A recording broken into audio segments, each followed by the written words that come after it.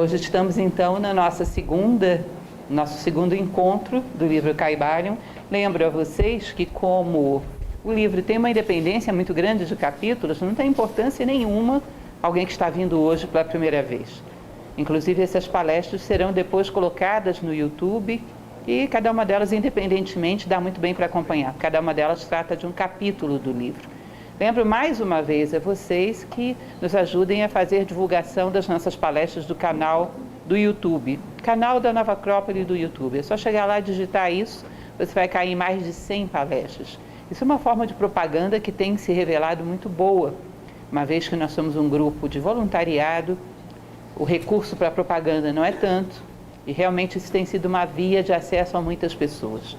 Então, quando você indica para um amigo, manda um e-mail, indica o canal da Nova Acrópole, você ajuda esse amigo e ajuda a escola também a divulgar o seu trabalho. Então, lembrem que o propósito é terminarmos esse livro, uma palestra por capítulo, até o último, que é o capítulo 15. Fizemos, na nossa última reunião, no nosso último encontro, um apanhado da introdução e do tema 1. Eu falava um pouco para vocês a esse respeito, vou colocar só algumas ideias para que aqueles que estão vindo pela primeira vez não fiquem muito soltos. É um livro que foi compilado, escrito, sabe-se lá por quem, em 1908. É um livro escrito anonimamente, mas ele é uma compilação e um comentário de princípios de Hermes Trismegisto, o grande sábio do Egito. Grande sábio que há gente que não acredite nem que ele existiu. Mas se existiu, viveu numa idade que pode ir de 1500 a 2500 a.C. É uma coisa altamente casuística, ninguém sabe dizer muita coisa sobre ele. Ou seja, ele é hermético mesmo, uma tradição altamente fechada. Mas Hermes Trismegisto, ele costumava dizer, entre muitas outras coisas surpreendentes, ele costumava dizer que dentro da sua escola, que era uma espécie de uma escola monástica fechada, só para discípulos de alto nível, que ele conhecia 7 leis, e que essas 7 leis explicavam todos os fenômenos dos 7 planos da natureza. Pense numa coisa dessa, como diriam os paraibanos, pense numa coisa complicada, porque 7 leis para explicar todos os planos da natureza, desde o físico ao energético, ao emocional, ao mental. A tradição indiana e muitas outras falam que são 7. Um mental inferior, um mental superior, um intuitivo e o plano das essências, o plano da vontade. E fundamentalmente eles trabalham de maneira similar e que são regidos por 7 leis, que se desdobram e se aplicam a cada um desses planos. E essas 7 leis, que eram colocadas de maneira um pouco dispersa no corpus hermético, na tábua de esmeralda, num determinado momento alguém veio, recolheu e comentou. É um livro brilhante e recente, tem um pouco mais de 100 anos, 1908, é um livro aí com 109 anos, que alguém teve o brilhantismo de comentar de maneira muito apropriada. Se você fosse pegar as 7 leis do Caibalion, você teria meia página de papel. Esse livro, que não é muito grande, é um comentário de cada uma dessas leis. Então, a proposta é que a gente possa ir até o final compreendendo um pouco melhor esse livro. Eu sempre vou começar por esse verso, que é um verso que é colocado na introdução. Ele diz, como dizia o poeta. Aí você vai atrás do poeta e não descobre de jeito nenhum quem foi esse poeta, mas o fato é que, seja quem for, exprimiu algo muito interessante. Não deixeis que se apague a chama, mantida de século em século, nesta escura caverna, neste templo sagrado, sustentada por puros ministros do amor. Não deixeis apagar esta divina chama. Basicamente, essa pequena estrofe, com 5 versos, é uma estrofe que trata da transmissão do conhecimento. Ou seja, quando a humanidade cair em períodos muito obscuros, não deixe que o conhecimento se perca. O futuro depende disso, você depende disso e os seus descendentes também. Então, se vocês imaginarem, falamos muito sobre isso na primeira reunião, para termos hoje Platão, significa que alguém manteve isso vivo por 1000 anos de Idade Média. Para termos Aristóteles, para termos muitas outras coisas, houve uns nomes obscuros aí que a gente não sabe quem foi, mas devemos muito a eles. Teve gente aí que manteve essa chama acesa, às vezes a risco da própria vida, porque a Inquisição não brincava, não admitia esse tipo de pesquisa. O hermetismo foi a mesma coisa. Se manteve vivo, aí sabe-se lá como, porque o hermetismo ainda era considerado, tudo que se referia a Egito, para uma Inquisição medieval, era uma coisa imperdoável. considerado bruxaria mesmo e das perigosas. Então alguém manteve isso guardado muito bem escondidinho para que hoje a gente tenha acesso. E de alguma maneira somos gratos. Estamos aqui graças a esses anônimos. E talvez o futuro precise que nós sejamos fiéis ao conhecimento para que ele também seja grato a nós. E sabe-se lá, de uma certa maneira, vivemos outro tipo de fanatismo. Um fanatismo materialista, onde tudo que é metafísico considera-se como superficial, supérfluo e dispensável. E talvez, se não houver quem considere o valor dessa chama, ainda corremos o risco de que ela se apague. Não passamos desse risco. Há formas e formas de se queimar uma pessoa. Não só através do fogo físico, através da opinião pública, através dos modismos, através de um monte de coisas. Então ainda temos esse dever. Não deixeis que se apague a chama. O que nós vamos transmitir aqui é um pouco dessa chama.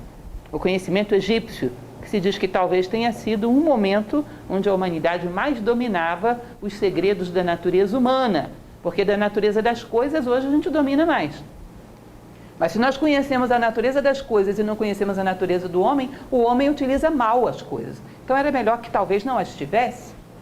Eu sempre dou aquele exemplo bobinho, mas que passa uma imagem interessante. Se você está caminhando por um abismo, é melhor que vá a pé. Se tiver com um Porsche, chega mais depressa. Então, quando você vai para o abismo, o Porsche não necessariamente é uma coisa boa, entende? Então evoluem as coisas, mas não evolui o homem. É bem duvidosa a utilidade desse tipo de evolução. Então vamos lá.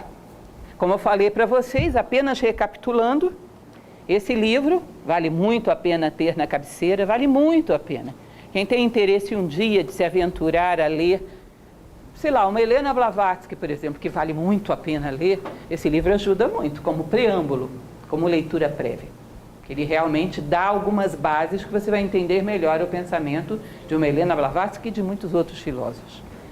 O nosso microfone é mais hermético do que o Egito, mas com muita fé nós vamos chegar lá. Então, esse livro trata do ensinamento da filosofia hermética do Antigo Egito e da Grécia. O capítulo de hoje é o 2, onde ele vai fazer um apanhado geral dessas 7 leis. Ele vai mostrar as 7 leis. Só que depois ele vai pegar uma por uma e tratar uma em cada capítulo, de maneira mais profunda.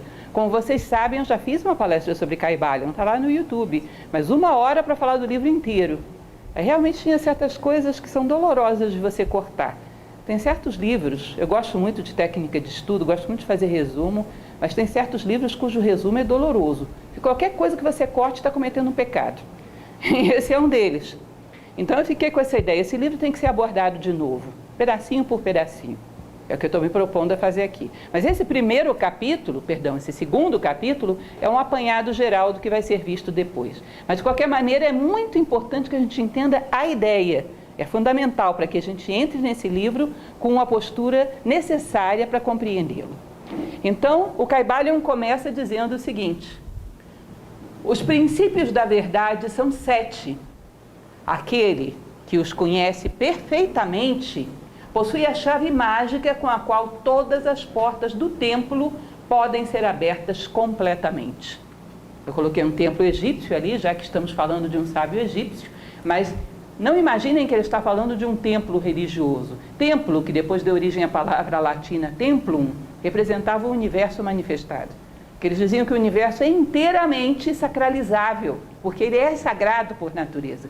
Falta que a consciência humana o reconheça. Então a busca, na verdade, é abrir as chaves da vida e não de um espaço religioso específico. E os 7 planos, como ele falava ali, os princípios da verdade são 7 e abre as 7 portas do templo. Como eu falava para vocês, várias tradições ao longo da história consideravam que o universo era septenário. O universo, em todos os seus planos, de um átomo a um ninho de galáxia. Teria um plano físico, energético, emocional, mental inferior, mental superior, intuitivo e átmico, um princípio de vontade, que é o plano das ideias de Platão. É o plano mais elevado. Então, gente, uma coisa que é importante, fundamental, que a gente entenda, é a palavra lei. Para entrar no Kybalion, acho que realmente é melhor a gente desistir do nosso microfone, né? Para entrar no Kybalion, a gente necessita entender o que é a palavra lei. Olha, deixa eu falar uma coisa para vocês. Quando a gente faz filosofia, eu sei que alguns de vocês já fazem, A filosofia é quase que uma alfabetização numa língua nova, porque as nossas palavras estão muito esvaziadas. Quase tudo que a gente considera, por exemplo, como justiça, é um monte de convenções sociais, muito pouco da verdadeira justiça. Do amor nem se fala, uma das palavras mais sofridas que tem. A palavra lei também é bem sofridinha, porque parece um código escrito por uma determinada nação para atender os seus interesses internos, que não tem nada a ver com outra nação. A gente não vê nada de transcendente na palavra lei. E, no entanto, vocês vão ver que certas civilizações consideravam que lei é sinônimo de Deus. Eram duas palavras muito próximas. A Índia diz que as leis são o braço de Deus estendido sobre o cosmos. Diz que por trás de qualquer coisa existem leis. Platão fala sobre isso, vamos inclusive comentar mais adiante, que qualquer coisa na sua vida que deu certo ou deu errado, significa que obedeceu ou transgrediu uma lei universal. E você poderia ver através dessa coisa a lei que foi obedecida ou transgredida. Porque pegando essa lei, você pode aplicar em qualquer outro contexto. Ou seja, os fenômenos do mundo são representações de casos particulares de leis universais. Os homens não inventam leis. Eles deveriam ser pontes entre o céu e terra. Deveriam pegar uma lei universal e adaptá-la para um contexto espaço-temporal. Eles não deveriam inventar leis. Quando inventam, significam que às vezes estão criando convenções que são contrárias ao fluxo da vida. Nós estamos cansados de ver leis desastrosas em vários países, em vários momentos da história, que são contrárias, às vezes preconceituosas, às vezes discriminatórias, às vezes absurdas. Significa que o homem criou uma convenção social que coloca a humanidade na contramão da natureza. Evidentemente vai haver acidentes, vai haver choques. Então, o que Hermes Trismegisto está querendo dizer quando ele fala de leis é o esqueleto do universo. Que se você entende, você vai poder compreender muito melhor a anatomia externa desse mesmo universo. Se você pegou esse esqueleto, o que está por trás? E toda vez que algo te acontece e você consegue descobrir qual foi o princípio que foi utilizado ali, é uma lição da vida que foi assimilada.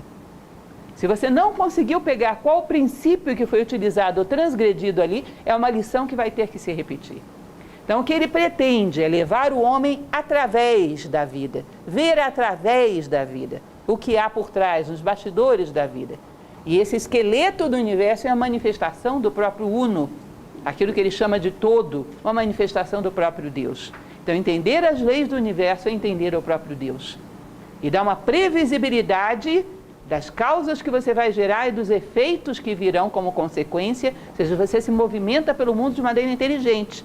Assim como quando você conhece as leis de uma rodovia. Pode se movimentar de maneira inteligente e segura, porque você sabe o que pode aparecer, sabe aonde vai chegar. Nós nos movimentamos meio com os olhos vendados no mundo, sem conhecer as suas leis. E muitas vezes provocamos acidentes, que são as dores, são um monte de elementos que muitas vezes nos fazem sofrer. Significa, atropelamos leis. Então, essa é a ideia das 7 leis. Como eu falei para vocês, vamos dar uma visualizada em todas elas, de uma maneira bem superficial. Não fiquem chateados, não entendi direito, foi muito rápido. A ideia é essa mesmo. Hoje é só um menu de opções, apenas para que vocês vejam o que vem depois. Mas não dá para abordar, nem é o caso, né? Nós vamos trabalhar com cada uma delas separadamente. A primeira lei de Hermes Trismegisto é o princípio do mentalismo. O todo é mente, o universo é mental. O universo é uma criação mental sujeita a leis. Nós vivemos na mente do todo.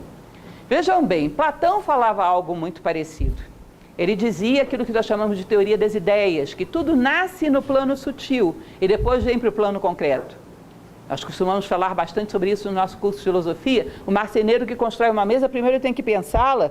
Não tem jeito dele sair tropeçando na madeira e arrumando ela de qualquer maneira e por acaso fez uma mesa. Isso não existe. As coisas nascem no plano mental e vão passando pelos planos. Passam pelo emocional, viram um gosto. Passa pelo energético, vira uma ação. Passa pelo concreto e nasce um objeto. Assim nasceu a mesa. Ela faz esse trânsito do plano mental ao plano concreto. Assim é que se fala, por exemplo, das doenças psicossomáticas, que nascem lá no plano mental, aí vão perfurando o caminho todo, daqui a pouco chegam no teu plano físico. Tanto que se diz que se o homem não conhece o que está por trás das doenças, Não adianta muito ele curar meramente o físico, é um paliativo. Aquela causa mental vai perfurar em outro lugar. A medicina tradicional, no Oriente e no Ocidente, falava sobre isso. Em alguns lugares ainda fala. Mas, percebam bem, Platão fala, as coisas vêm do plano mental para o plano concreto. O que Hermes Trismegisto está dizendo é muito mais do que isso. Egito não é brincadeira. O que ele está dizendo, elas não vão para lugar nenhum. Tudo é mente, o resto é fantasia. As coisas existem dentro da mente do Criador. O universo manifestado é um jogo de luz e sombras, um palco montado dentro da mente do Criador. Todos os planos que nos parecem muito densos são ilusões, tanto que eles vêm e vão, surgem e deixam de existir. A única explicação para as coisas sumirem diante da gente do jeito que somem elas não são reais, elas são formas mentais, que obedecem a leis no seu fluxo, mas são formas mentais. E ele vai explicar isso muito bem no capítulo onde ele vai tratar do princípio do mentalismo, que a única coisa que explica o universo da maneira como ele é dizer, as coisas são formas mentais de Deus, são formas mentais do todo, elas não têm realidade. A própria ciência hoje começa a esbarrar com isso, mas as coisas parece que são campos de concentração, elas não são propriamente coisas concretas como a gente imagina, campos energéticos, parece que não existe nada tão concreto quanto a gente imagina. Bom, de uma certa maneira, nós começamos a nos aproximar dessa ideia, de que as coisas são criações sutis e que não têm uma realidade da maneira como a gente pensa. Daí a perplexidade que nós sempre conservamos diante da morte. O ser humano, por muito que a gente estude, pense, é muito espantoso que uma pessoa que está diante de você, com ideias, com sonhos, com percepções profundas, de repente, vire nada, para onde ela foi? Aí você olha lá, está a casa dela, está o corpo dela, está o carro dela na garagem, e ela? Não está mais, está onde? A morte é uma coisa absurda do ponto de vista lógico. E não há como você explicar que ela surgiu da combinação de todas essas coisas, porque nós não conseguimos reproduzi-la. Obrigada. Então ele diz, a única coisa que explica os fenômenos de surgimento e desaparição, por exemplo, da consciência humana no mundo, é o fato de que essa aparição é uma forma mental, ela não é real. Ele vai explicar muito bem isso e vai mostrar que a única coisa que podemos fazer é ver a lei que se manifesta através dessas coisas, porque aí conservamos o seu espírito, que é a forma nós vamos perder mesmo, inclusive essa aqui. É um empréstimo que num determinado momento teremos que devolver. Se você pega a lei que se expressa através disso, você se apropriou da sua essência, que vai voltar a se refletir lá na frente. Mas a única coisa real é a essência que está por trás disso, que no fundo é uma lei. Mas você acreditar que alguma coisa no plano material tem importância em si, é uma ilusão. Porque são formas mentais, tanto quanto as que passam pela sua cabeça. Só que mais duradouras, porque são formas mentais do todo. E nós vamos ver a maneira como ele explica isso, é sensacional. Ele vai mostrar por um raciocínio lógico que a natureza material não teria como ter o comportamento que tem se fosse real. Ela tem um comportamento de forma mental. Daí que surge e desaparece diante dos nossos olhos e nos deixa perplexos. O próprio fenômeno do tempo nos deixa perplexos. De repente você olha coisas que pareciam muito reais, uma identidade que você pensava que tinha, não tem mais. Um rosto que você pensava que tinha no espelho, não tem mais. Tudo é muito passageiro. O tempo vai tirando as coisas de uma tal maneira que se você não tem algo que está além do tempo, você não tem nada. É curioso isso, né? Porque às vezes a gente olha para pessoas que você encontra na rua, seu colega de faculdade. Nossa, como envelheceu. Ele deve estar pensando a mesma coisa da gente. A gente não se olha no espelho e não vê que o corpo da gente já não é a mesma coisa, mudou tudo. Então quem sou eu? Porque se tudo muda, o que permaneceu? Percebem? Então nós vivemos, acordamos e dormimos com um mistério, como dizia Helena Blavatsky, que é o mistério da identidade das coisas, que tem que ser alguma coisa que permanece. Então esse princípio do mentalismo fala que todo o universo manifestado é uma forma mental dentro da mente de Deus, um palco dentro da mente de Deus. Ele dá esse exemplo do vidro, da rolha e do ar. Ele diz, imagina que a rolha é o plano psíquico do homem, mente inferior e emoções. O vidro é o corpo físico e o ar lá dentro é o espírito. Tem uma hora que a rolha arranca e o ar volta para o plano dele e tudo isso se destrói. A psique faz com que um pouco da tua essência fique preso, atado a esse tanto de matéria. Mas é um fenômeno passageiro. Essa rolha vai sair porque ela não faz parte do vidro. Uma hora ela vai ser arrancada daí. E ela vai se desassociar e o vidro vai se desassociar e vai permanecer o ar. E vai voltar a habitar outros vidros, mas você não é esse invólucro, essa embalagem. Tanto que vai ter que devolver para o dono. Isso vai voltar a quem pertence de direito, que é a natureza. E ele usa também esse exemplo do estanho. Ele diz que o estanho é um metal muito dúctil, ou seja, quando ele se aproxima do calor, ele se liquidifica, quando ele se aproxima do frio, ele se consolida. Ele diz que a nossa essência é assim. Se aproxima do plano espiritual, ela se torna abstrata, metafísica, se aproxima do material, se torna densa. Mas, na verdade, é apenas uma aparência passageira. Então, esse é o primeiro princípio, o mais conhecido, inclusive, o princípio do mentalismo. O segundo é o princípio da correspondência. Desculpem uma certa pressa, mas temos que passar por todos eles hoje.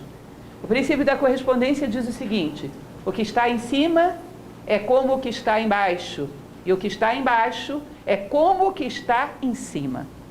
Ou seja, Deus fez o homem a sua imagem e semelhança. Imagem e semelhança, ele vai reforçar bastante isso. O que está lá no plano espiritual é análogo ao que está no plano mental, ao que está no plano emocional, ao que está no plano físico. Não é idêntico, é análogo. Segue, obedece a leis que são semelhantes, são praticamente as mesmas em todos os planos. Não é idêntico. Então, compara, por exemplo, com o corpo. A boca, nesse plano, nessa altura, é equivalente ao estômago nessa. Porque é uma continuidade do sistema digestivo, mas não são idênticos. Cumprem a mesma função de digerir alimentos em níveis diferentes. Então, se você desconfiar num determinado momento que a maneira como você dirige o seu carro é parecida com a maneira como você dirige a sua vida, você não está doido, você está fazendo o uso do princípio da correspondência. Que a maneira como você arruma o seu armário é semelhante à maneira como você arruma as suas ideias, você não está louco, você está usando o princípio da correspondência. Uma das grandes dificuldades que eu tenho quando dou curso de oratória, nunca mais dei, mas antigamente fazia bastante, era convencer o pessoal que queria falar bem de que eles deviam arrumar o seu armário. Porque não tinha como ensinar o princípio da correspondência num curso de oratória. E o pessoal não via a similaridade dessas coisas. Elas são todas similares, em planos diferentes. Então, o que vai acontecer? Quando a gente percebe que o plano material, mental e espiritual são similares, você, quando move num plano, você gera uma tendência em outro.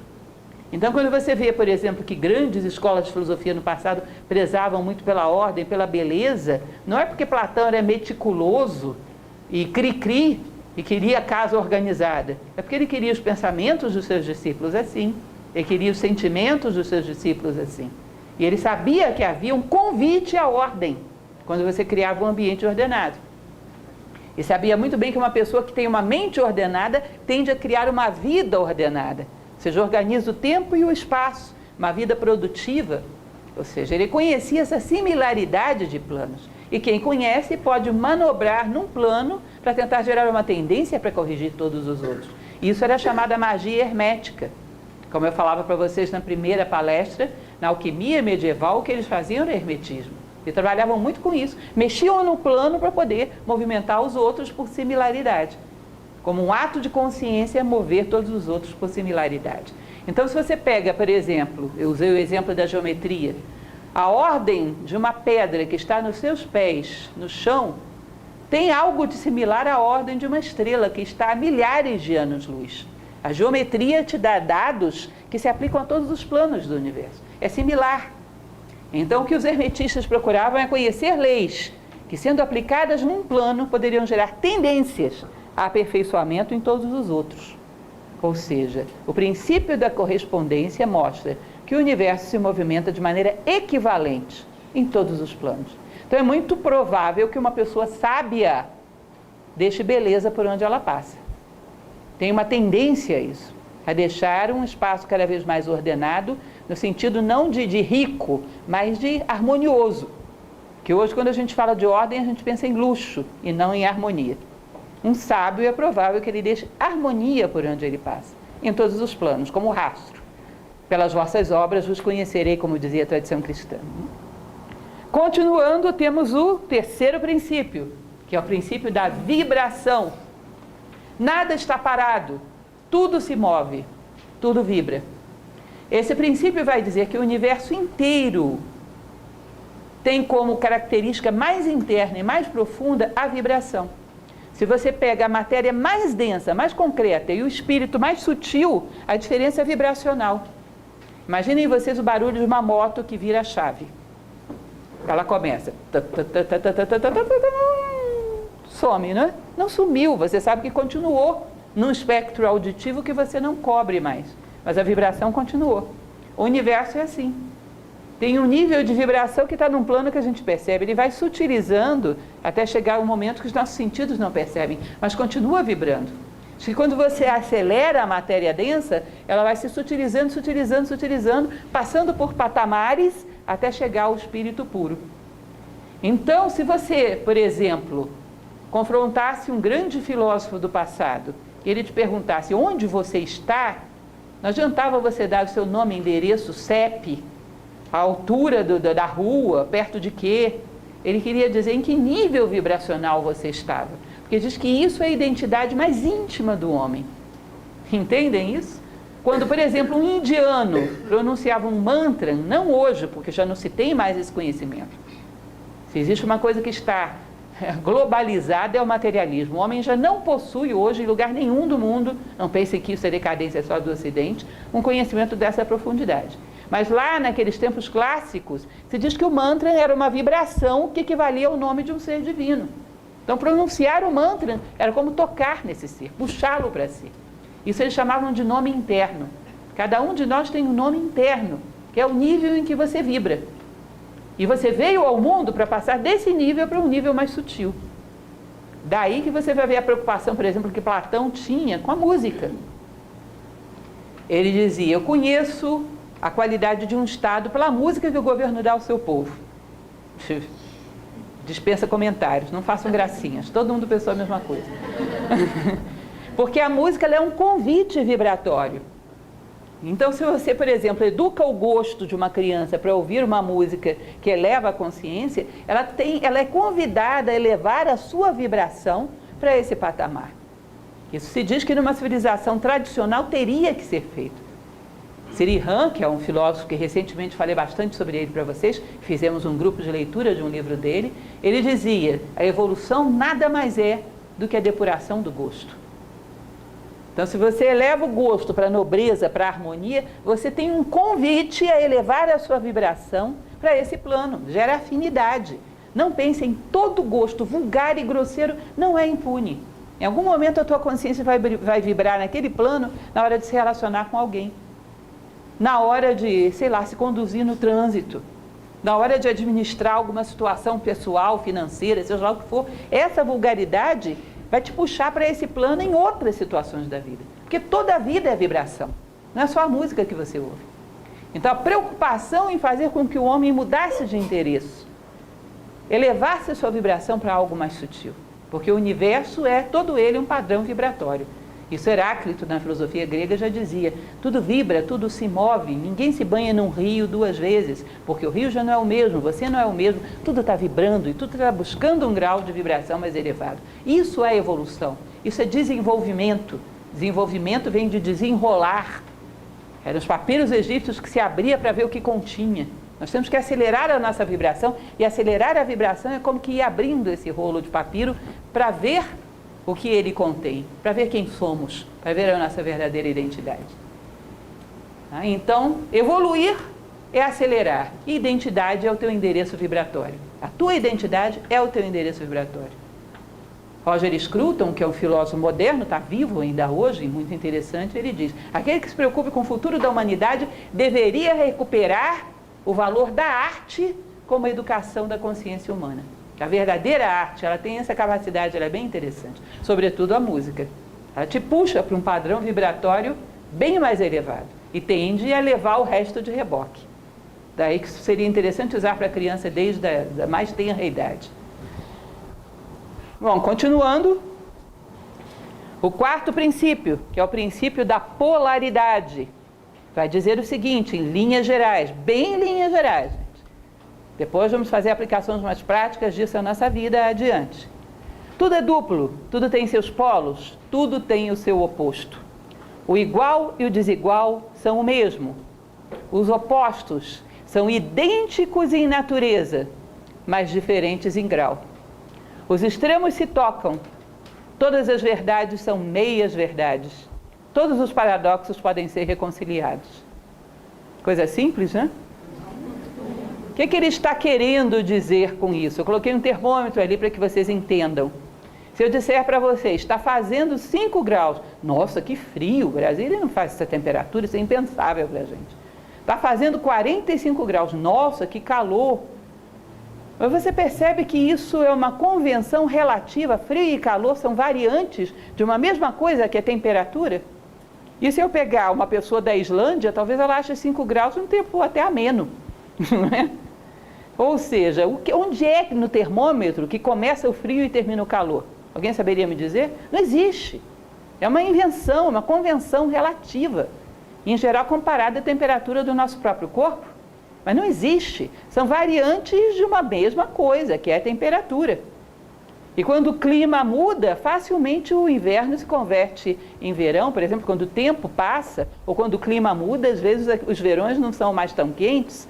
Ou seja, esses gradientes de temperatura são conversíveis um no outro. Aí ele vai falar que não é só a temperatura. Tudo. Eu não posso, por exemplo, converter o calor no macio. Mas eu posso converter o macio no resistente, o calor no frio. Se você descobrir o que é a natureza das coisas, você pode mudar a polaridade delas. Tá? Você pode levá-lo para outro polo, que é o que ele vai dizer aqui. Ó. Um universo dual. Os polos são extremos do mesmo, sem fronteiras. A alquimia mental trabalhava não com temperatura, mas sabe com o quê? Com formas mentais, com emoções, com a psique humana. Ou seja, um sentimento lá em cima, um sentimento fraterno, lá embaixo um egoísmo danado. Bom, eu não posso dar uma aquecida nesse sentimento, transmutá-lo de um polo a outro? Diz que pode. Se você aprende a trabalhar com o princípio da polaridade, você pode reverter um polo no outro, contanto que seja da mesma coisa. Eles chamavam isso de alquimia emocional, alquimia mental. Você pode transformar os sentimentos. Se você tem algum sentimento, ele pode ser sublimado. Ele pode ser acelerado. E pode ser levado para o melhor dos sentimentos. Se você tem algum pensamento, ele pode ser sublimado. Pode ser levado ao pensamento mais abstrato. Pode ser levado ao plano das ideias. Porque dentro de você existe todo o gradiente. O que você precisa é dar uma acelerada na vibração. E a alquimia trabalhava ensinando isso. Como aquecer o sentimento humano, como aquecer, como sublimar o pensamento humano. Como reverter as polaridades. Porque você tem um, em potencial pode ter o outro. São, na verdade, variações de uma mesma coisa, não são opostos. Aí ele vai falar do princípio do ritmo. Quinto princípio já. Tudo tem seu fluxo e refluxo. Tudo tem suas marés. Tudo sobe e desce. Tudo se manifesta por oscilações compensadas. A medida do movimento à direita é a medida do movimento à esquerda. O ritmo é a compensação. Isso lembra algum princípio físico para vocês? Isaac Newton, ele dizia que toda ação gera uma reação de igual intensidade em sentido contrário. Mas acontece que Hermes Trismegisto viveu 2.600 anos antes de Cristo. Ou seja, de uma certa maneira a gente redescobriu coisas que a gente já sabia. Atualizamos. Estou querendo aqui diminuir Newton, que é um pensador sensacional, longe de mim. Inclusive um filósofo. Mas a verdade é que a gente redescobriu isso. Já sabíamos. Então vejam bem. Tudo tem seu refluxo, tudo tem o seu fluxo. Esse princípio da polaridade, imagine o pêndulo, ele ilustra muito bem isso. Se você puxa ele para cá e solta, naturalmente esse tanto que ele veio para cá, ele vai tender a ir para lá. Isso é o princípio da polaridade. E diz que em todas as coisas os seres estão buscando um centro, que é a identidade. Então existe um centro do comportamento mental humano, que seria uma pessoa concentrada, com capacidade de direcionar o seu pensamento para aquilo que ela necessita, com capacidade de refletir a respeito de coisas mais elevadas e não apenas de banalidades. Isso é um centro. Agora, quando a gente desvia muito para um lado, ou seja, hoje eu pensei muito em coisas banais do ponto de vista egoístas. Quando eu solto, eu tendo a ir para um extremo equivalente do outro lado. Para coisas passionais, para, sei lá, qualquer outro tipo de banalidade. O desvio gera desvio e num gradiente equivalente. Minha avó costumava dizer, lógico que eu não ia fechar uma palestra sem falar da minha avó, isso seria um pecado capital contra os ancestrais. Minha avó costumava dizer, dia de muito riso, véspera de pouco siso. E eu não entendi, eu era pequena, o que ela quer dizer com isso? Mas é verdade, um gradiente de muita euforia para um lado gera um gradiente de depressão para o outro. Se você quer buscar o centro, saiba que todos os teus excessos vão cobrar um preço equivalente no day after, né, no dia seguinte. Muita bebedeira, muita ressaca. Pouca bebedeira, pouca ressaca. Não é isso? O equilíbrio, que é o centro, não tem nada a ver com esses excessos. Então a ideia seria que o homem buscasse o centro humano em todos os planos. O equilíbrio emocional, sentimentos elevados, um equilíbrio mental, pensamentos nobres, pensamentos profundos, uma compreensão profunda das coisas, para isso evitar os excessos. E como é que faz isso? Ele vai falar, quando chegarmos nesse capítulo, a respeito de um outro princípio, que é o princípio da neutralização. Vocês estão enxergando esse quadradinho cheio de pontinhos aqui na tela? E isso é a década pitagórica ou Tetractis de Pitágoras. Você vai dizer que tem a ver com isso, Pitágoras é pré-socrático, está na Grécia, mas tem a ver. Porque, na verdade, a Grécia é muito influenciada pelo Egito e há 1000 maneiras de você interpretar esse exemplo de Pitágoras. 1000 maneiras. E uma delas é pela chave hermética.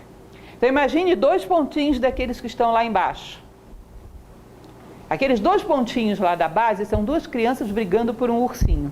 Esse exemplo é clássico. Ainda não encontrei um melhor. 2 crianças brigando por um ursinho e você quer resolver a briga. Qual é a condição fundamental para você resolver essa briga?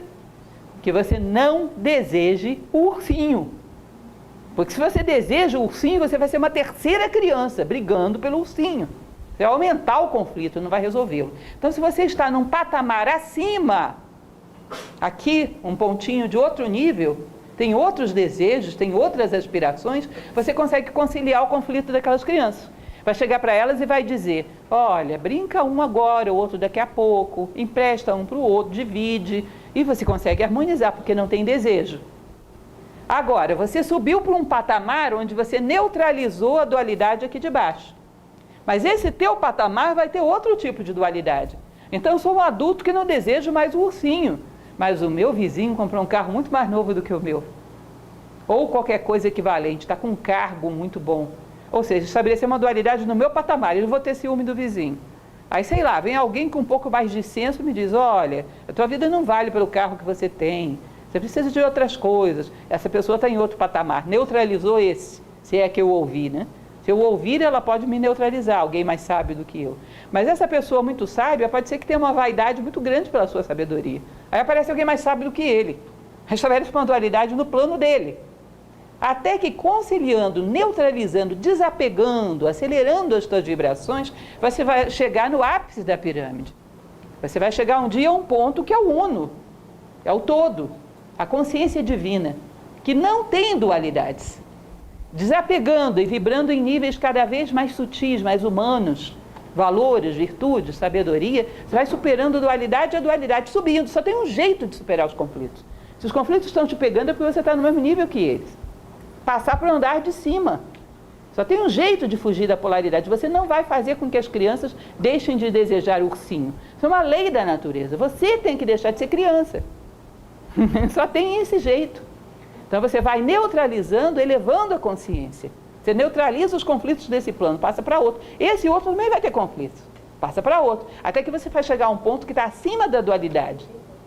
Do uno, que é o sábio. O sábio já tem uma consciência que já não tem polaridades. Aí não tem mais conflito. Enquanto não chegarmos ao ápice da condição humana, conflito, dualidade, polaridades. Continuando, já o 6º princípio, princípio da causa e efeito. Aqueles que na Índia eles chamam de lei do karma. Toda causa tem seu efeito e todo efeito tem sua causa. Tudo acontece de acordo com a lei. O acaso simplesmente é um nome dado a uma lei não reconhecida. Há muitos planos de causalidade, mas nada escapa à lei. Ou seja, o que você pode fazer é estar consciente das causas que você vai gerar para que o efeito seja condizente com aquilo que você deseja. Mas uma vez que você soltou o objeto, ele vai cair. Se você não deseja que o corpo quebre, não solta. Conheça a causa e o efeito. E trabalhe com causas e, em geral, em planos mais sutis, cujos efeitos te sejam mais favoráveis. Mas não pense que você vai driblar a lei de causa e efeito. Que, aliás, é uma das coisas curiosas que a nossa educação faz hoje em dia com as crianças e os jovens. Sem gerar nenhuma causa, nenhum mérito, eles têm direito a todos os privilégios que eles querem. Aí sabe o que acontece? Eles não entendem a lei de causa e efeito. E acham que a vida inteira eles vão ser tratados assim. Sem gerar causa, vão ter direito a todos os efeitos. Porque alguém pagou a conta kármica para eles num determinado momento e os desajustou à lei da natureza. Aí o que vai acontecer? Vão ter efeitos da própria preguiça, da própria inércia, da própria debilidade, e não daquilo que eles desejariam. Isso gera desajustes que às vezes ao longo da vida não recuperam. E educar é integrar o ser humano nas leis da natureza. E às vezes por um amor mal interpretado ou vivido de uma forma equivocada, nós desajustamos as nossas crianças e os nossos jovens às leis da natureza. Então esse é o princípio da causalidade. Ele vai dizer, não existe casualidade. Tudo tem uma causa. O que pode acontecer é que você não a reconheça. Mas um dos elementos fundamentais da vida é você juntar as pontas da vida. Saber em que momento você gerou a causa cujo efeito você está vivendo agora. Porque assim você justifica o teu passado. Você dá sentido ao tempo. Quando lembra o momento em que você gerou a necessidade dessa experiência que você está vivendo agora. Junta as duas pontas. Ele vai dizer, os planos superiores dominam os inferiores. As massas são manobradas por circunstâncias, mas os sábios, desde cima, dominam gênio, caráter, hereditariedade e cultura. Então existem causas e efeitos de um plano muito físico. Se você junta o princípio da causa e efeito com o princípio da neutralidade, você foge da causa e efeito desse plano, passando para um plano mais elevado. Então eu sou uma pessoa que amo a fraternidade. Isso vai me fazer vencer, por exemplo, a minha teimosia. Mas eu sou capricorniana é teimoso. Mas o Capricórnio está lá no plano físico. E o meu idealismo está lá no plano mental e emocional. Ele se impõe sobre isso. Com teimosia ou sem teimosia, eu vou fazer aquilo que eu acho bom para os demais. Percebe? Porque eu trabalhei com uma causalidade em outro plano. Então ele diz, quando o homem é muito inconsciente, ele se torna como se fosse uma bolinha de bilhar, uma massa de manobra na mão das causalidades do plano físico. Então ele se torna um fruto das suas circunstâncias.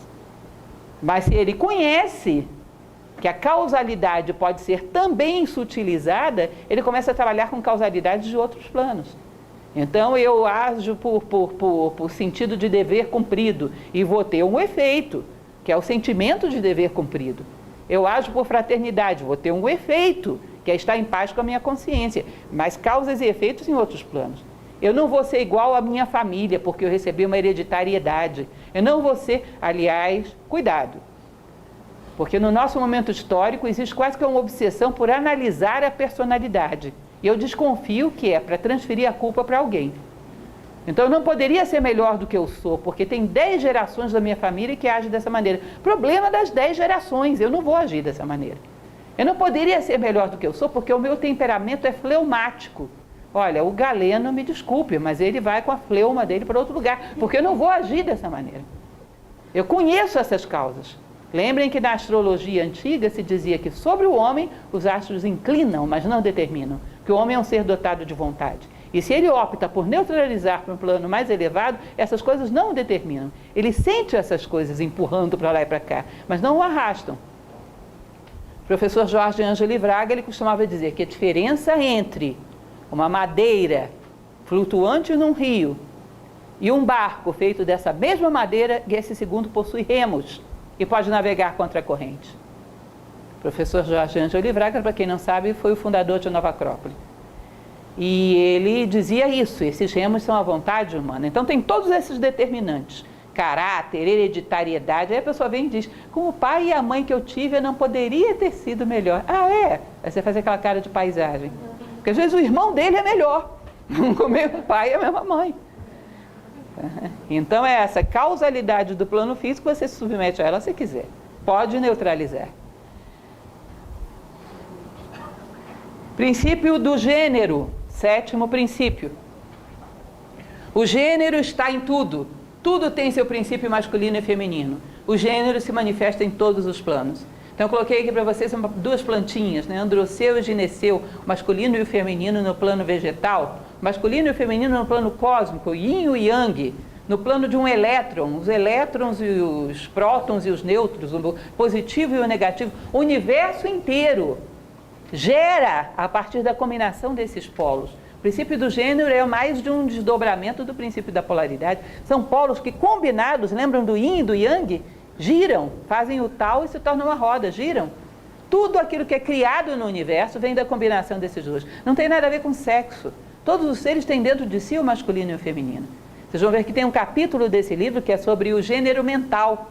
Diz que você só tem ideias próprias quando você tem o masculino e o feminino na mente. Porque senão você só sai criando. Vocês já viram aquele ninho de cuco, o passarinho cuco, que coloca o ovo dele no ninho de outro passarinho? Você sai criando o ovo de cuco. Alguém vem e põe uma ideia na tua cabeça e você cria, mas não era sua.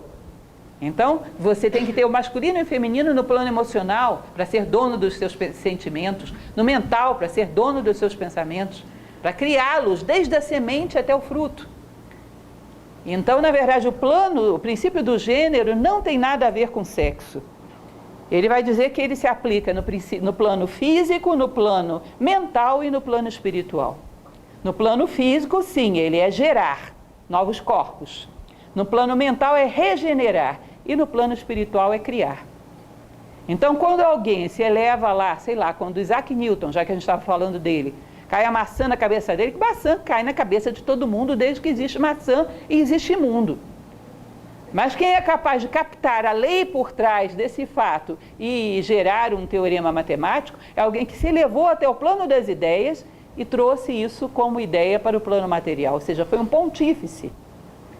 Aí você vai dizer, não, mas isso é plano mental. Não é plano mental, porque o plano mental se organiza através da lógica. Ela é dedutiva e não criativa. Vê se vocês não estejam entendendo o que eu estou falando. Lógica, exemplo clássico de lógica. Todo homem é mortal. Sócrates é homem, logo Sócrates é mortal. Você chegou a alguma conclusão muito nova? Não, você só desdobrou o que estava lá no início. Se todo mundo só usasse lógica mental, ninguém inventava nada novo. Você não deduz o pensamento de Newton do pensamento de Copérnico, nem o pensamento de Einstein do pensamento de Newton, não é um desdobramento lógico, ele se elevou a um plano intuitivo, ele viu algo.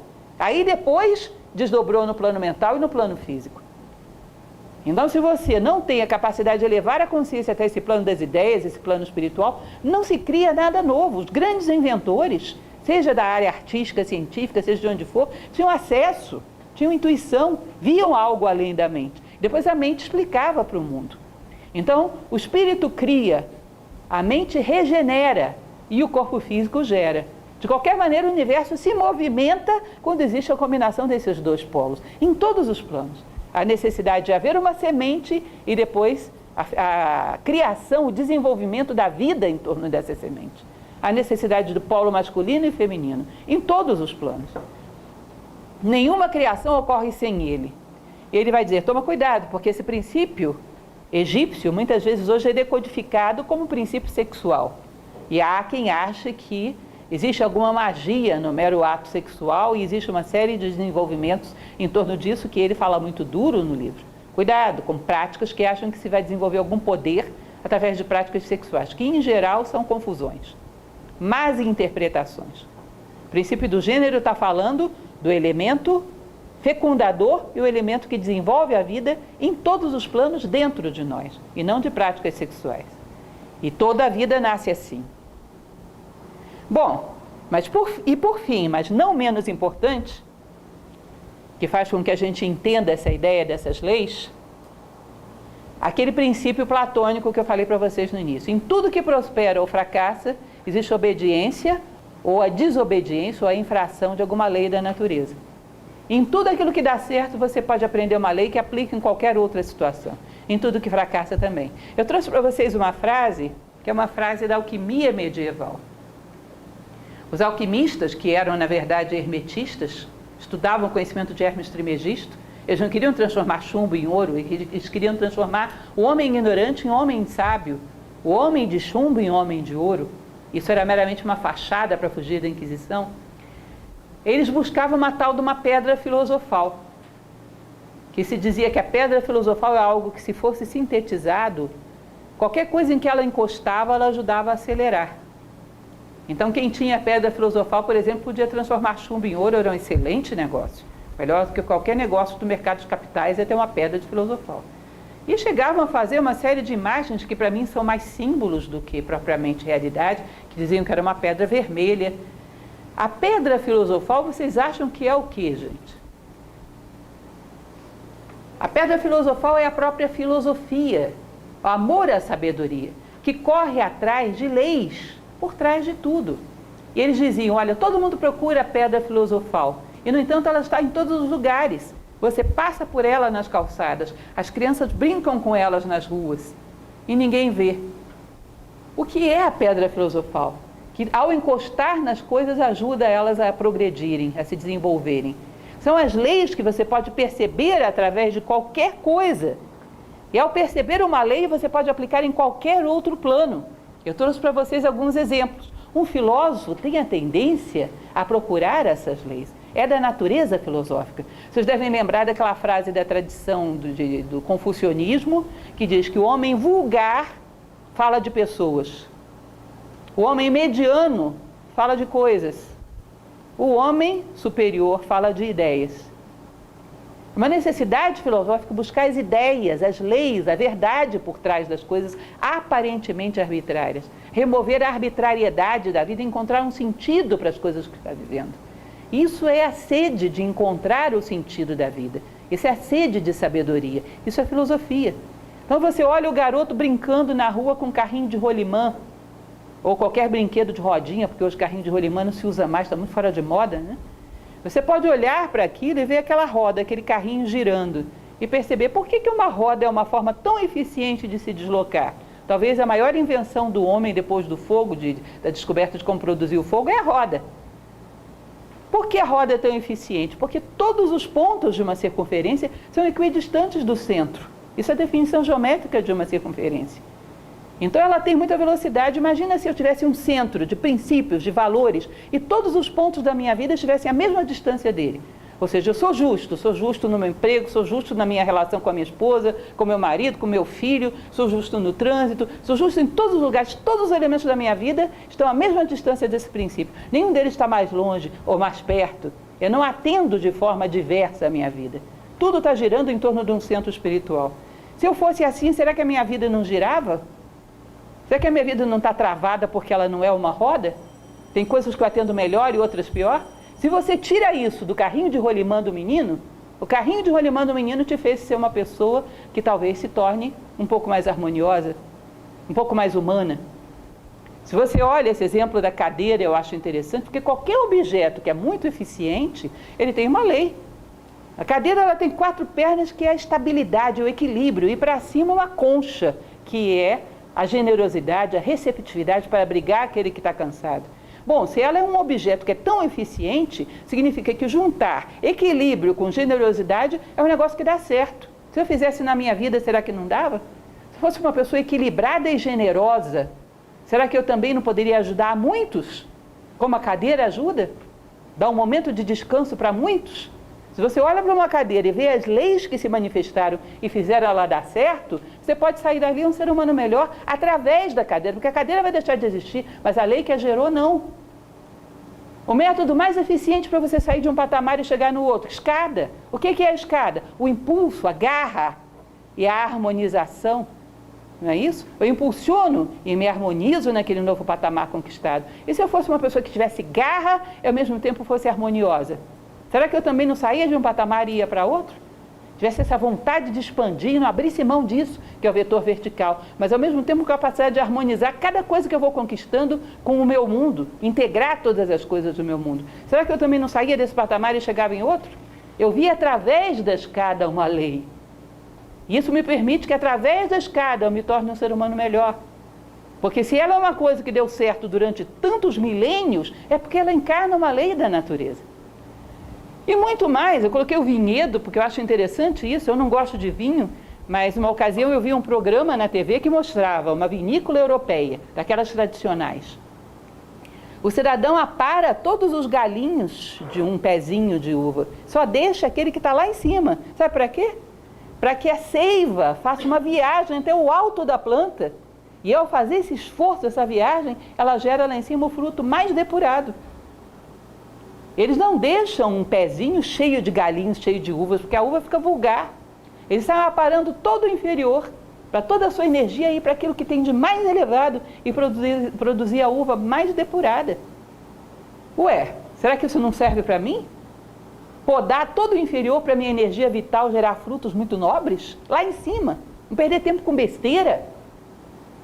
Levar para cima a minha energia vital. Ainda que eu não goste de vinho, eu não posso aprender com isso? Posso. Sabe o que você está fazendo aí? Hermetismo. Você está sendo filósofo. Seja bem-vindo ao mundo filosófico. É assim que funciona. Você vai através das coisas e vê Deus, vê leis. Se você aplica em qualquer outra coisa da tua vida, funciona do mesmo jeito. Isso te faz aprender da vida. Ao encontrar a essência das coisas, eu me aproximo de encontrar a minha própria essência e vice-versa.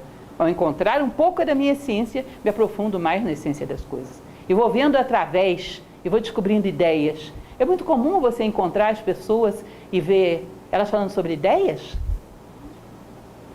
Eu estava no Rio de Janeiro esse final de semana, achei muito interessante, porque perto de onde eu estava tinha uma pracinha. Bem pertinho, do lado. Praça Afonso Pena, na Tijuca, para quem conhece. Linda.